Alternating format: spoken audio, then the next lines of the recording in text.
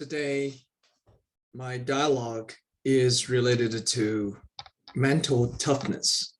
It's an interesting topic that I think I covered before, but today I want to spend a little bit more time to go into the details of what mental toughness is about. So the definition of mental toughness is that it's an ability to filter situations, stimulation, feelings, and expectations, and implementation of an action plan to achieve the objectives needed for success. So it is an ability. It's the ability, and the ability is to filter. So by looking at this definition, it sounds like it's something that you can train. You can get trained for. You can train somebody else with some skill set, with some experience. Another definition is actually a personal trait, is a personality trait, which is significantly determines how individuals perform when exposed to stressor, pressure, and challenge, irrespective of prevailing circumstances, which is different. The other one was ability. Now, this is a character of a person possess, a personal trait that a person possess. And days ago, I was listening to a podcast, and it was through Jason Forrest, and he was talking about if a person, anybody can have a mood, right, and have temperament and all that stuff, and there is a connections between these. So I'm going to show how these are connected. So mental toughness can be an ability which can be trained, or it can be a personal trait. It has some gift, has some God-given like a gift, or born with inside intrinsic values a person has, or it can be something that developed through the course of a life. So that's a personality trait theory on mental toughness. So regardless, it's inside of you, right? To deal with what? Deal with the stress, circumstances, pressures, stimulations, and everything around you. Okay, so now the question is, what is not mental tough, which means it's a low mental toughness. Mental toughness, low mental toughness is what? Is equivalent to mental sensitivity. What is a mental sensitivity? Is that because of a mental weakness, meaning you don't know how to cope with the situation? Or mental toughness is what? Mental toughness is usually reflected in a person's oversensitivity. Very, very sensitive to the stimuli, very sensitive to the environment, very sensitive to the people. 2 days ago, we were reading the book, Good Leaders Ask Great Questions. In that book, John Maxwell identified quite a bit of abilities of discerning the environment and how to be transparent as a leader. And he pointed out 3 things in that circumstance. Basically, whether you want to be transparent, whether you want to expose your vulnerability in front of people, whether you want to present yourself with a strength, you have to be careful with the 3 things. 1, the object, the opponent, the people you're dealing with. A second is the context. Is that a good timing? Is that the right time window? And the number 3, which is also important, which is the amount of the exposures you want to have. The level of exposures you want to have. So you got to be controlling all 3. And in a low mental toughness situation is, regardless the circumstance, environment, or the people, or the matter, or the issue, and this person is a very, very sensitive, and a very jumpy, and a very vulnerable, very vulnerable. Okay. So let's take a look. What the mental toughness really influences? Well, mental toughness, with good mental toughness, it influences the performance, And the 25% of the variations in the performance is actually affected by the mental toughness. Okay. The second one is the positive behaviors. The behaviors of people perceive, people see, people hear, and it's actually more mental toughness. The person will be more engaging and more possessing this can-do attitude to take responsibilities, become accountable for the results or the outcomes. Well-being too. So mental toughness will affect a person's well-being, physical, spiritual, and all other aspects in your life, right? And the last one, when a person has a mental toughness, usually they press on, right? When these people have the mental toughness, they press on the higher goals and higher aspirations, usually is bigger than people can perceive or attain. And they are more ambitious because they can always press themselves for better, for higher, for longer, for tougher, right? And what does mental sensitivity really create? The question is, so if a person has this level of a mental sensitivity, what's the outcome? What's the result, right? The question is, are you feeling better or you have a more bad feeling? You have a more positive reactions to it, to the situation, or you have a more negative reaction to the situation, environment, or stimulus, right? That's a question. Take 5 seconds. If I am very mentally sensitive, right, to the things going on, I'm very vulnerable. I'm very jumpy to some extent. I have a fear. I have an anxiety. What does that create? What do those create? Is that good feeling or bad feeling? Okay. Many people choose the answer to be no. When I have anxiety, I feel bad. When I have a fear, I feel bad. When I have this and that stimuli going on in my life, I feel bad, right? Yeah, it's correct answer, but it really depends on how long that feeling lasts and for what level it lasts. In fact, it could create more positive feelings in a person's life when the bad situation occurs, when the anxiety and the fear creates that type of sensitivity in a person. What I mean is the following. There are people that feed on the fear, that feed on their anxiety, they even feed on other people's anxieties. They seek more negativities in order to feed on it, to feel what? To actually feel excited, feel valuable, and feel worthwhile, feel some existence in their life. In Chinese, we call it a xiangling sao symptom, right? And it's actually, there is a proof to it. As I mentioned earlier, Jason Forrest, he talked about something which is very profound, right?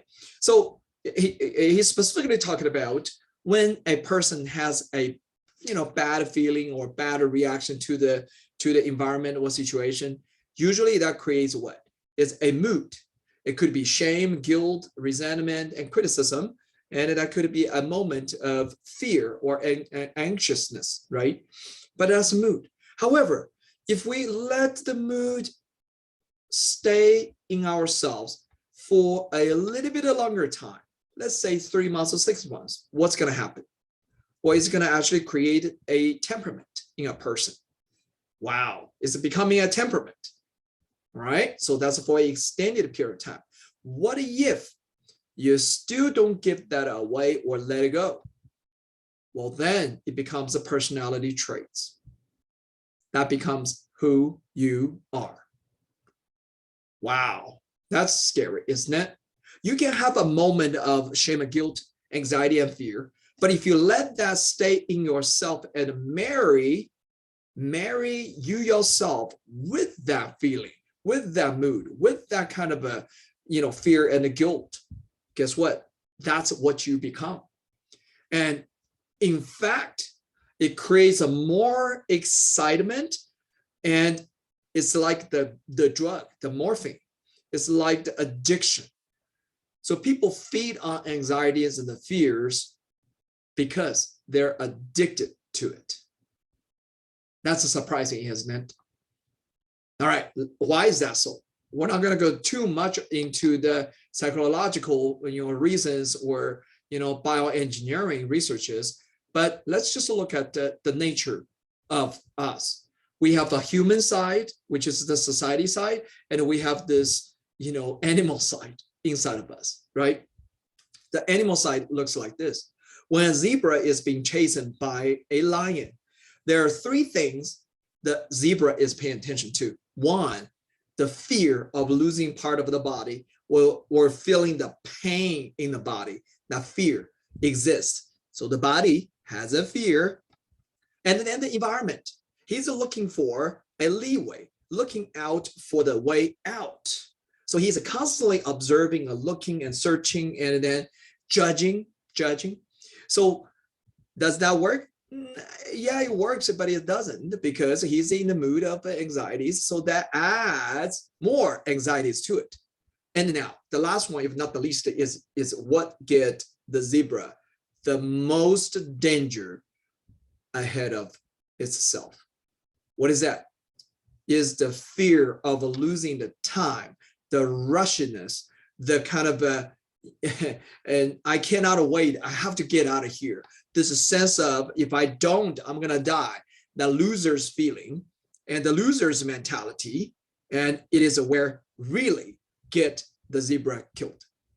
How much time? Do I have time? I feel I'm short of a time. I need to get out of here. I must move. I got to move. I cannot wait. And you know what? You don't have time.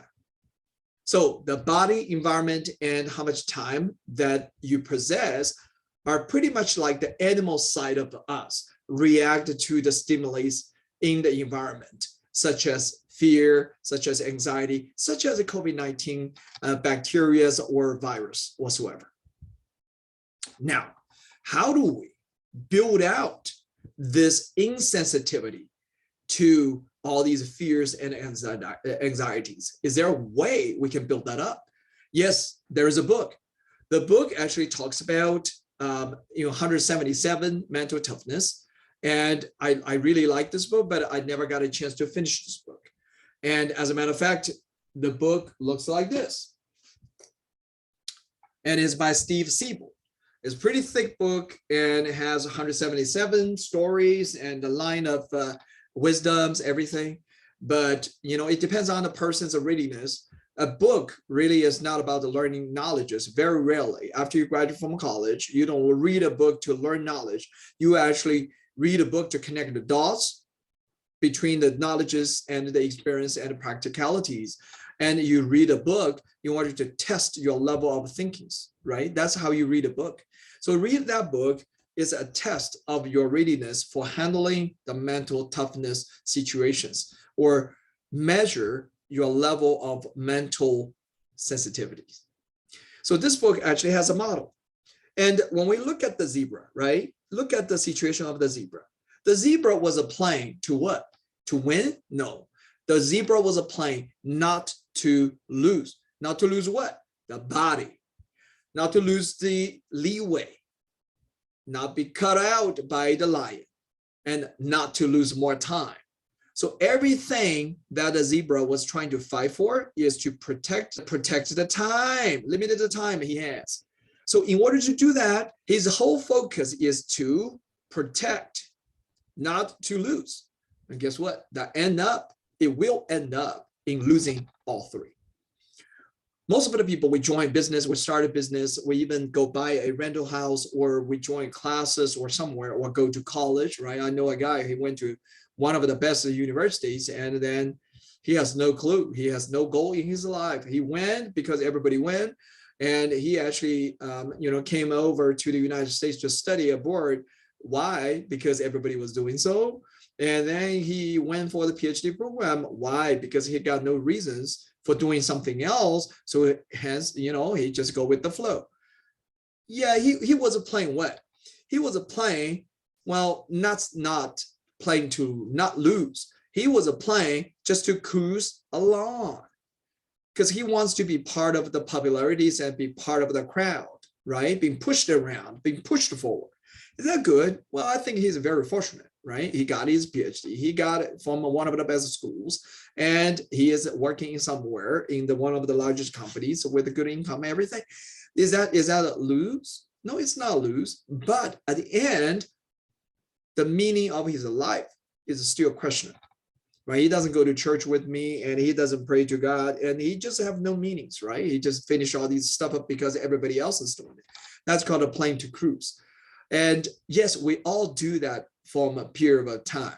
However, if your whole life is to play in order to cruise along, that is quite pathetic.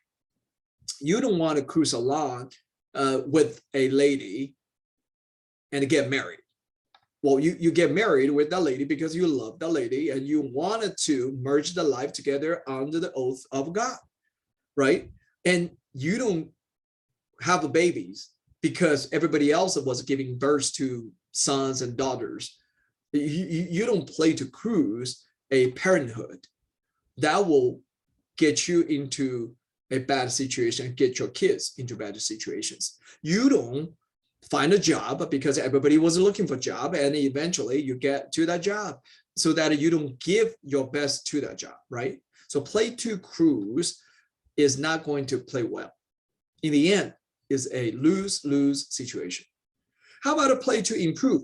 Yes, play to improve is a situation many people are in.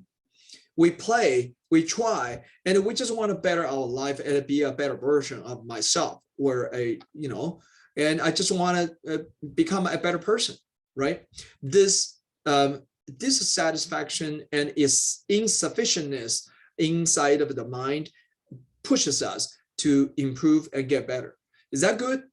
Yes, to some extent. But if a person always dissatisfied with himself, body, mind, soul, and always unsatisfied with the life he had possessed, the family, the kids, and the schools, the income, he's not going to be a happy person. He's going to be a person that people will resent and stay away from.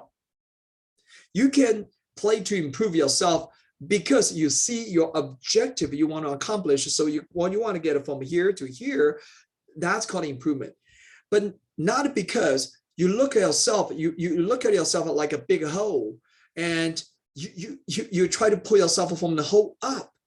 That's not a play to improve, to be a better version. That's a filling the blank, filling a black hole of hopeless. And we don't want anybody to get into that kind of a situation and a mindset, and that could get you into depressions. And usually that kind of a mindset of a person is not appreciative, doesn't possess that kind of a rigor to actually help others. And usually they get into the bad competitions, right? Sabotage and play politics, that sort of thing. So now, play to improve has two ends. One, you improve yourself so that you can get to a better place, right? The other, you don't like yourself, you hate your life, you hate your work and families and everything. You think your life is down in the pit, and you play to improve in order to get yourself out of the pit, for which it would never, ever happen. Constantly hopping between the jobs, never satisfied with what you have, no appreciation of God's gifts and God's, providence. And that's not the way to play to improve. That's not. And because in the end, it is a play not to lose. Okay. It's escaping.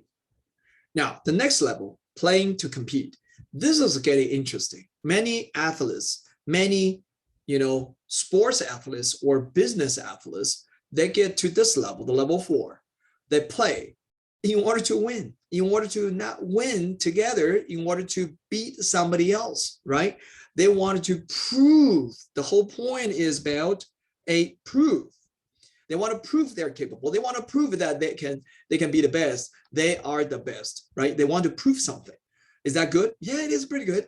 Playing to compete can really push yourself to the next level, next level, next level, because there is always someone better than you. However, remember mood, temperament, and personal trait. Okay, So competition, usually contest, is a small time window. You get yourself into the transient anxieties. But if you constantly live in that anxiety and transient anxiety, you are very sensitive. And in that sensitivity, you treat everybody as enemies. You treat everybody with an extra caution, and in order to, not to lose. So if it's too much, you actually drop yourself back into play not to lose, playing to compete with who? Yeah, actually you compete with yourself. That's a healthy mindset of playing to compete versus compete with somebody else. Yes, you can, but it has a time window, small period of time, and that shouldn't be part of your personal trait or temperament. Otherwise, you're going to be aggressive. You are not approachable. You are condescending, and you are always in nervous and then anxious mood, right? Okay, last if not least, which is to play to win. Win what? All these levels has some elements of winning. However, what this level of winning is about winning together with God, with the people around you. You bless people with your skin in the game. You bless your family, yourself, by putting your skin in the game. That's called playing to win. And there are 4 elements that we need to consider. There are 4 elements we need to consider in our business, in our work, in our life, and in family relationship, everything. And these 4 elements are the things that you need to examine, you need to assess when you try to move yourself, the mental toughness, up the ladder. And these are the things that we need to practice all the time. The first element is called a situation. Are you mindful about the situation that you will encounter? Are you mindful about the people you will be dealing with? And again, there is a difference between assumptions versus hypothesis. Assumption means you already put yourself into a situation and have this false hope of something to happen. Versus a hypothesis is just different the scenarios you play against the situation.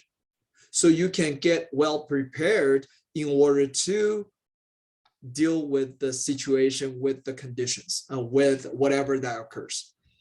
So situation, you need to anticipate it. The word I would use is anticipation. Instead of expectation gives you a false hope and false assumptions, versus anticipation is you have a calculated risk and you know what might happen, and you put out the hypothesis, and for each situation you have a different way of handling that. Okay, even under the same kind of situation, I have a different approaches and different options.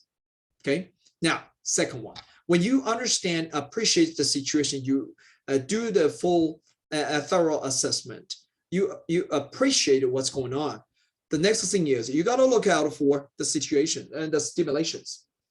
In each of the situation, in each contest, there will be certain stimulations that cause you to react in certain way.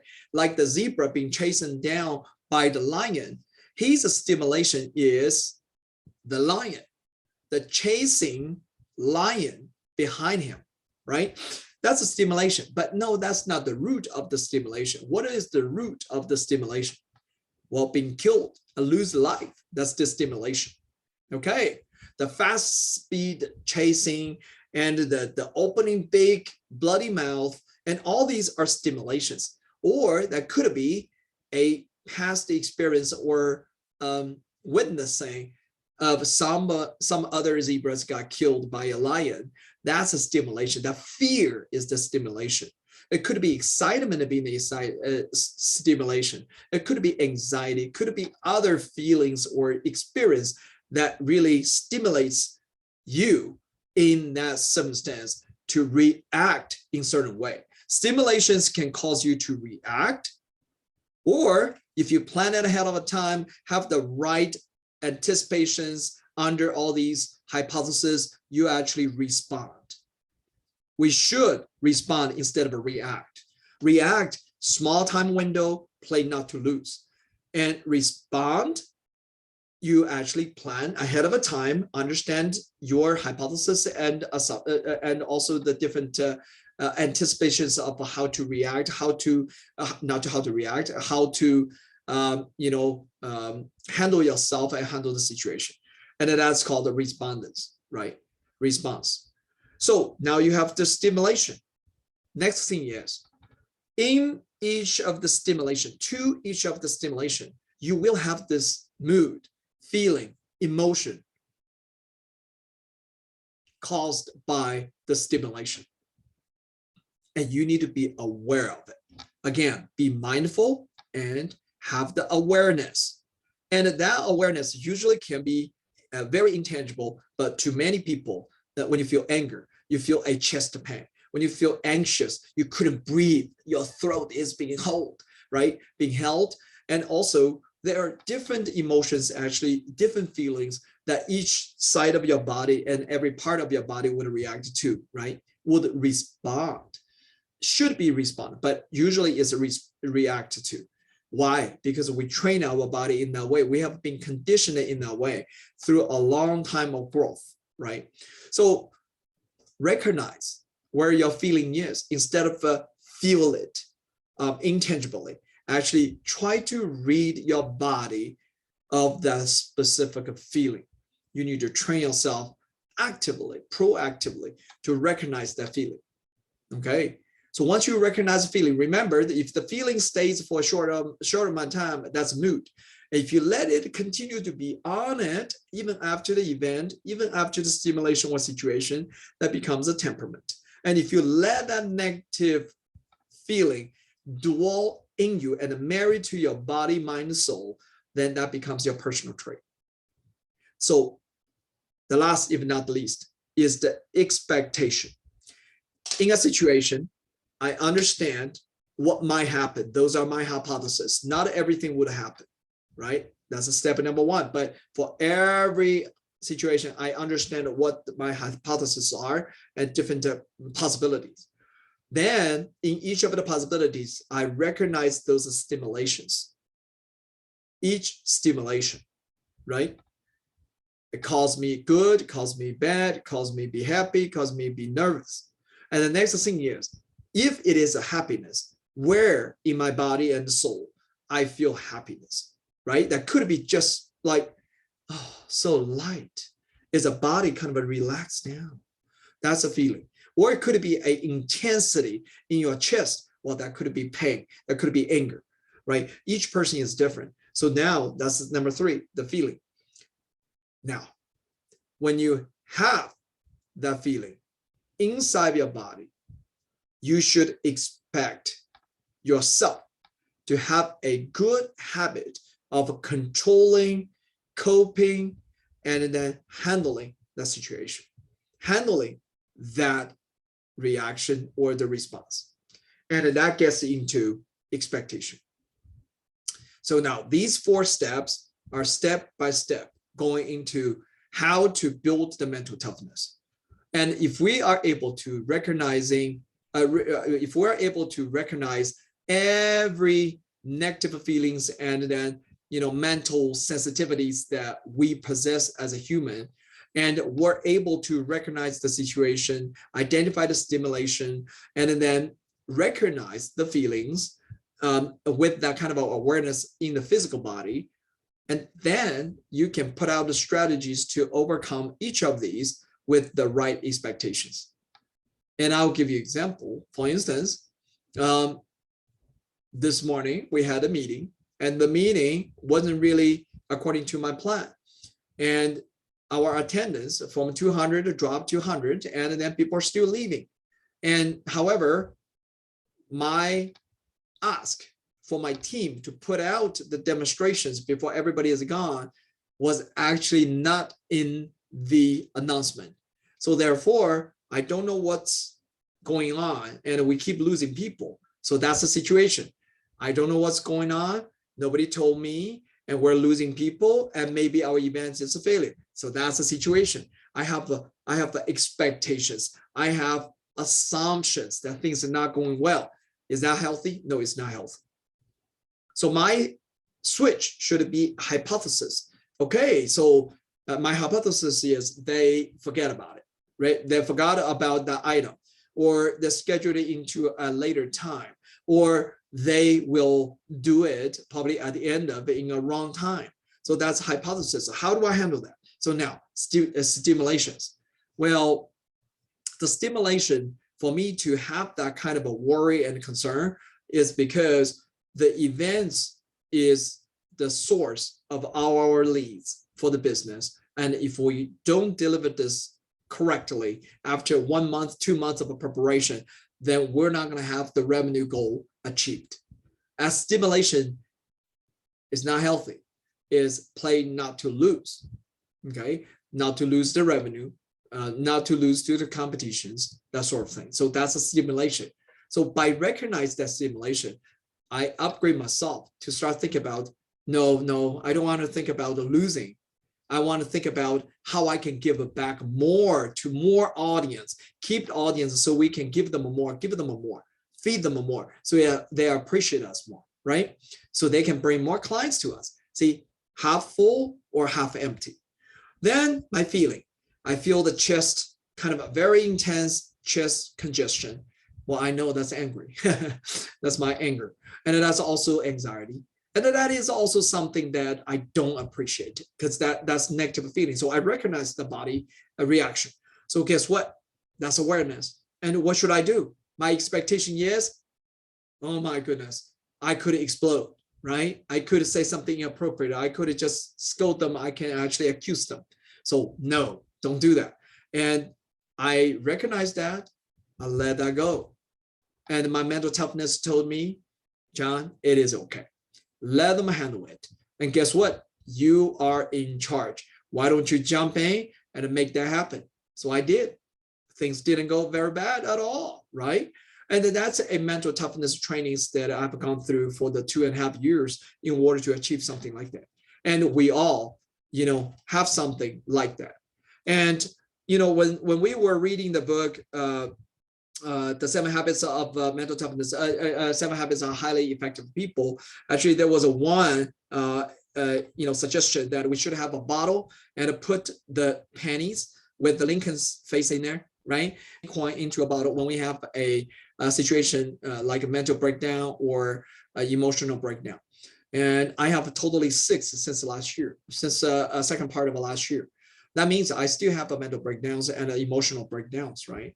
And what that means is I'm a lot better than before in the mental toughness, okay? But that's only one situation, which means people cause me to be anxious or cause me to feel angry. I'm able to handle that. However, on the business side, I still have many situations I dislike, I hate, and I resent about. And how do I handle that and build mental toughness? I just need to go through these steps, identify the stimulation, and track down my feelings, my real feelings towards that stimulation, and then plan and structure my expectations accordingly. Okay, with that said, so mental toughness is as a capacity is, mental toughness, you cannot create it. You can only expand it, right? We all need to have 4 areas to work on. 1, control. The feeling, you can manage whatever is happening within you and around you. That's the control. That's a mental toughness control, the mind of a control. It's not about control others. It's about control yourself. It's a self. Everything is about the self. And the second one is called commitment. Well, you committed to this process, identify situations, stimulation, feeling, and expectation. That's commitment, desire to keep on going despite difficulties and then the challenges. That's commitment. And when you have that commitment to yourself for the higher goal, you know what? The mental toughness will be built up. The number 3 is actually challenge. We always need to raise the bar higher and higher. And it's a normal part of your life now. And it's a chance to challenge yourself to be tougher and tougher and tougher, just like a sportsman. You can run 100 meters, 200 meters, and the 400 meters, right? Or half a marathon, full marathon, and a triathlons, right? So we all can do that. The last, if not least, is once you finish up doing that, you need to just build out your confidence. And that is the belief that you can always successfully do everything. And once you have control, commitment, and the challenge, the constantly challenge yourself and then build the confidence, you have the mental toughness. So there is no secret to mental toughness. And it's all about these 4 C's. With that said, I'm excited. I'm super pumped up about sharing the mental toughness with myself, with my family, with my friends through this ZooMe. And there will be questions, there will be comments, and there will be experience that we can share in the future. But whatever is going on, I hope this is something that will be played like 1,000 times, millions of times. And with that said, God bless everyone and ZooMe.